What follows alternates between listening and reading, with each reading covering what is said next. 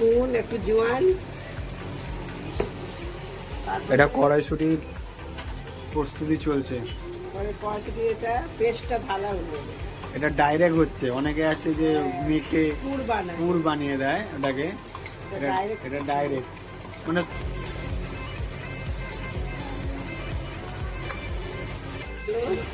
ওটা হয়ে গেছে। এবার একটু শস্য তেল, সাদা তেল,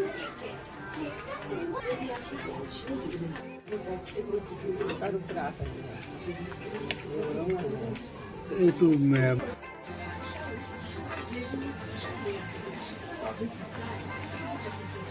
কড়াইশুটির কচুরি, আলুর দম, রাঁধুনি এই যে সাথে আমি।